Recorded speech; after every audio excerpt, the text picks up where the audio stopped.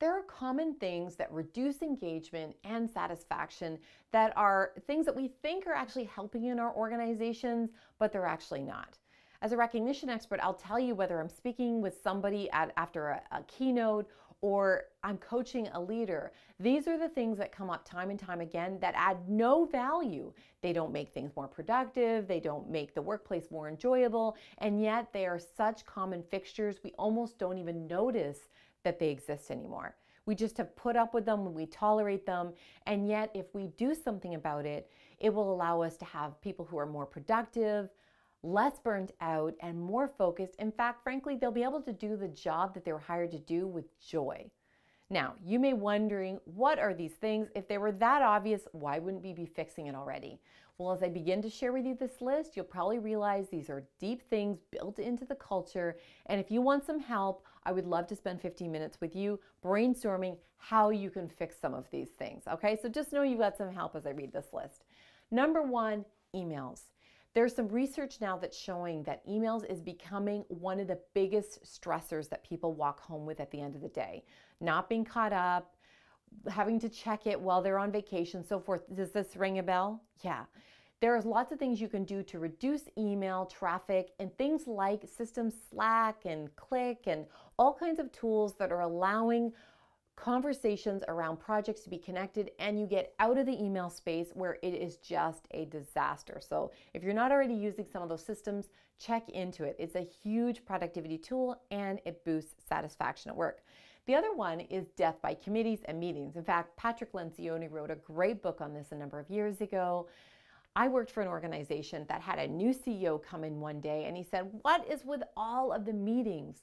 So I, perhaps unpopularly, said, why don't we put a hiatus on all meetings that are not absolutely required? They're legislated, they're mandated, and that after 3 months, we see if people really need to have those meetings.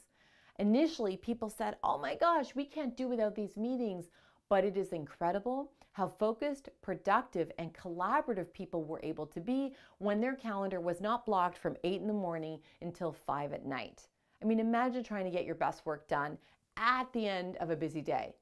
Maybe you don't have to imagine, that may well be your reality. All right, here's the other thing that I see, and I have been guilty of this myself.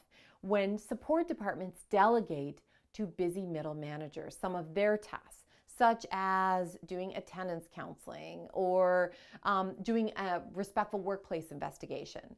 When we ask people who are already overwhelmed to do work that is very specialized, not only are they going to feel anxious that they can't do it as well as a trained professional, but also they don't have time to do that. So really take a look at your processes and see if in fact there's something that we're asking people to do that isn't really reasonable and frankly is causing them undue stress. The corner of the desk phenomenon is number 4. When we add projects, and it may be stretch projects, we may have great reasons why we want somebody to do it, and yet they cannot get it done because they already have a full-time and more than a full-time job. So how much in your culture do you ask people to do more without having a conversation about what's coming off the plate? And frankly, you could be the one initiating that conversation. And finally, failure to recognize people in a meaningful way. You know I'm a recognition expert, so of course recognition or the lack thereof was going to make the list. I can't tell you how many people have still had emails in their inbox and still had lots of committees and still have tasks that haven't been off their plate yet.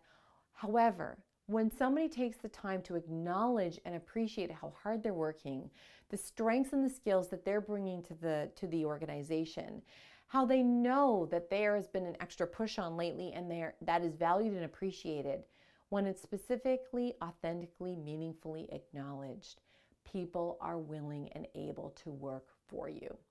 That much harder, that much more focused, that much more productively. So I hope that gives you a few insights as to if people are not performing at their best, perhaps they're top performers and they're not so much anymore, perhaps people are feeling burnt out, if they're going off on stress leaves.